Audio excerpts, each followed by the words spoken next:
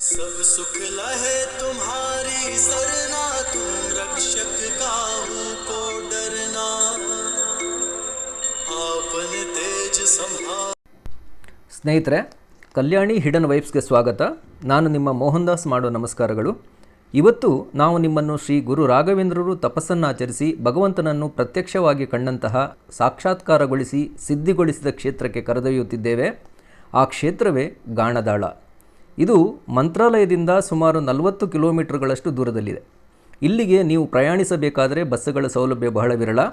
ಖಾಸಗಿ ಟ್ಯಾಕ್ಸಿ, ಆಟೋಗಳು ಅಥವಾ ತಮ್ಮದೇ ವಾಹನಗಳಿದ್ದಲ್ಲಿ ಈ ಜಾಗವನ್ನು ತಲುಪಬಹುದು. ನಾವು ಖಾಸಗಿ ಟ್ಯಾಕ್ಸಿ ಮೂಲಕ ಪ್ರಯಾಣಿಸಿದೆವು. ರಾಯರು ಈ ಸುಂದರವಾದ ಶಾಂತವಾದ ತಪಸ್ಸಿಗೆ ಅನುಕೂಲಕರ ಜಾಗವೆಂದು ಆಯ್ಕೆ ಮಾಡಿ ಇಲ್ಲಿಯ ಬಂಡೆಗಳ ತುತ್ತ ತುದಿಯಲ್ಲಿ ಕೂತು ತಪಸ್ಸನ್ನಾಚರಿಸಲು ಪ್ರಾರಂಭಿಸುತ್ತಾರೆ. ಮೊದಲೇ ಪ್ರಾಣದೇವರ ನೆಚ್ಚಿನ ಸಾನ್ನಿಧ್ಯವಿರುವ ಜಾಗವಾದ್ದರಿಂದ ಭಕ್ತಿಯ ನೆಲೆ ಇರುವ ಜಾಗವೇ ತಪಸ್ಸಿಗೆ ನೆಲೆಯಾಯಿತು. ತಾವು ಮೌನದಿಂದ ತಪಸ್ಸನ್ನಾಚರಿಸುತ್ತಿದ್ದಾಗ ಕತ್ತಲ ಗುಹೆಯೊಳಗೆ, ಪಾತಾಳ ಗುಹೆಯಾದ್ದರಿಂದ ಸಾಮಾನ್ಯವಾಗಿ ಯಾರೂ ನುಸುಳಲು ಕೂಡ ಸಾಧ್ಯವಿಲ್ಲ. ಹಠಾತ್ತಾಗಿ ಕಣ್ಣು ಮುಚ್ಚಿಕೊಂಡಿದ್ದ ರಾಯರಿಗೆ ಒಂದು ಬೆಳಕಿನ ಪ್ರವಾಹವೇ ಕಂಡಂತಾದಾಗ 5 ಮುಖವುಳ್ಳ ಬಲಾಢ್ಯ ದೇಹದ ಪ್ರಾಣದೇವರು ಪ್ರತ್ಯಕ್ಷರಾಗಿ, ಭಕ್ತ, ನಿನ್ನ ಅಪರಿಮಿತವಾದ ಭಕ್ತಿಯಿಂದ ನಾನು ಪ್ರಸನ್ನಗೊಂಡಿದ್ದೇನೆ. ಹಿಂದೆ ಈ ಪಾತಾಳದ ಗುಹೆಯಲ್ಲಿ ಮಹಿರಾವಣನೆಂಬ ರಾಕ್ಷಸನಿದ್ದು ತಪಸ್ಸನ್ನಾಚರಿಸಲು ಬ್ರಹ್ಮದೇವನನ್ನು ಒಲಿಸಿಕೊಂಡು ವರವನ್ನು ಪಡಕೊಂಡು ತನಗೆ ಯಾರಿಂದಲೂ ಮರಣ ಬಾರದುದಾಗಿ ತನ್ನ ಪ್ರಾಣವನ್ನು 5 ದುಂಬಿಗಳಲ್ಲಿರಿಸಿ ಅವುಗಳಿಗೆ ತೊಂದರೆಯುಂಟಾದಾಗ ಒಂದೊಂದಾಗಿ ಸಾಯುತ್ತವೆಯೋ ಆಗ ನನ್ನ ಪ್ರಾಣವು ಹಾರಿ ಹೋಗಲಿ ಅಂತ ಅನುಗ್ರಹ ಪಡೆದಿದ್ದನಂತೆ. ಹಾಗೆ ಯಾವಾಗ ನಾನು ಆ 5 ದುಂಬಿಗಳನ್ನು ನುಂಗಿದೆನೋ ಆಗಲೇ ಶ್ರೀರಾಮನ ಒಂದೇ ಬಾಣದಿಂದ ಮಹಿರಾವಣನ ಹತ್ಯೆಯಾಗುತ್ತದೆ. ಹಾಗೆ ಲೋಕವೆಲ್ಲ ಸಜ್ಜನರೆಲ್ಲ ನಿರಾಳರಾದರೂ ಅಂತಹ ಭೂಮಿ ಇದು, ನಿನ್ನ ತಪಸ್ಸಿನ ಉದ್ದೇಶವು ಪೂರ್ಣವಾಗಲಿ ಎಂದು ಪಂಚಮುಖಿ ಪ್ರಾಣದೇವರು ಅದೃಶ್ಯರಾದ ಸ್ಥಳ. ಕೆಲವೇ ಕ್ಷಣದಲ್ಲಿ ತಿರುಪತಿಯ ಬಾಲಾಜಿ ದೇವರು ಪ್ರತ್ಯಕ್ಷರಾಗಿ ದರ್ಶನ ನೀಡುತ್ತಾರೆ. ಅತಿಯಾದ ಬೆಳಕಿನ ಪ್ರಭೆಯೊಂದು ಕಂಡುಬಂದು ಅದರೊಂದಿಗೆ ಶ್ರೀಹರಿಯ ದಿವ್ಯ ದರ್ಶನವೂ ಆಗುತ್ತದೆ. ಭಾರೀ ಆನಂದ ಬಾಷ್ಪವಾಗಿ ರಾಯರು ಕೈಮುಗಿದು ತನ್ನ ಸಂಕಲ್ಪವನ್ನು ಸಿದ್ಧಿ ಮಾಡಿಸಿಕೊಳ್ಳುತ್ತಾರೆ. ಶ್ರೀಹರಿಯು ತಾನು ಇಲ್ಲೇ ನೆಲೆಸಿರುವುದಾಗಿ ತಿಳಿಸುತ್ತಾನೆ. ಅದೂ ಆಗಿ ಕೆಲವೇ ಗಂಟೆಗಳಲ್ಲಿ ಕೋಲಾಪುರದ ಶ್ರೀ ಮಹಾಲಕ್ಷ್ಮಿಯು ಪ್ರತ್ಯಕ್ಷಳಾಗಿ, ನಾನೂ ಈ ಕ್ಷೇತ್ರದಲ್ಲಿ ನೆಲೆ ನಿಲ್ಲುವುದಾಗಿಯೂ ನನಗೂ ಇಲ್ಲೊಂದು ಗುಡಿ ಕಟ್ಟಿಕೊಡು ಎಂದು ಕೇಳುತ್ತಾರೆ. ಅತಿ ದೈನ್ಯತೆಯಿಂದ ಶ್ರೀ ಲಕ್ಷ್ಮಿಯ ಪಾದಗಳಿಗೆ ವಂದಿಸಿ ಬೇಡಿಕೊಳ್ಳುತ್ತಾರೆ. ಮೈಮರೆತ ರಾಯರಿಗೆ ಇದೊಂದು ದೊಡ್ಡ ವಿಸ್ಮಯ ಹಾಗೂ ಕೌತುಕದ ಕ್ಷಣವಾಗುತ್ತದೆ. ಹಾಗೆಯೇ ಈ ಜಾಗದಲ್ಲಿ 3 ದೇವರುಗಳ ಸಾನ್ನಿಧ್ಯ ಉಂಟಾಗುತ್ತದೆ. ಶ್ರೀ ಪಂಚಮುಖಿ ಪ್ರಾಣದೇವರ ಸಿದ್ಧಿ ಕ್ಷೇತ್ರವೆಂದು ಹೆಸರಾಗುತ್ತದೆ. ಗಾಣದಾಳಕ್ಕೆ ಬರುವ ಭಕ್ತರಿಗೆ ಗುಹೆಯೊಳಗೆ ಸರಿದಾಗ 3 ದೇವರುಗಳ ದರ್ಶನವಾಗುತ್ತದೆ. ಪ್ರಶಾಂತವಾದ ಬೆಟ್ಟ, ಸುಂದರವಾದ ದೃಶ್ಯಗಳು, ವಿಶೇಷವಾದ ಕೌತುಕಮಯ ಇತಿಹಾಸವುಳ್ಳ ಪಂಚಮುಖಿ ಕ್ಷೇತ್ರವಿದು.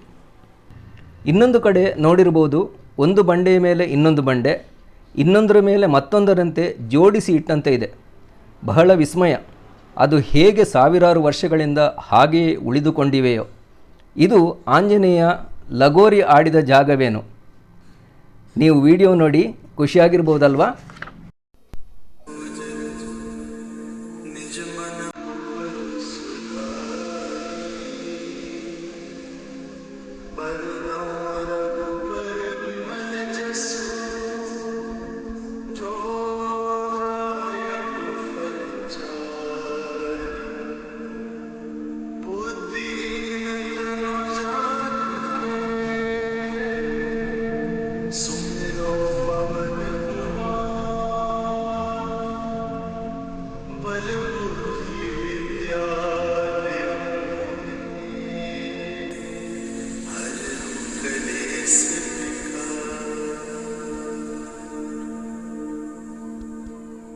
जय हनुमंत संत हितकारी, सुन लीजय प्रभु अरज हमारी, जन के काज विलंब न कीजय, आतुर टोरि महासुख दीजय. जय हनुमंत संत हितकारी, सुन लीजय प्रभु अरज हमारी, जन के काज विलंब न कीजय, आतुर टोरि महासुख दीजय.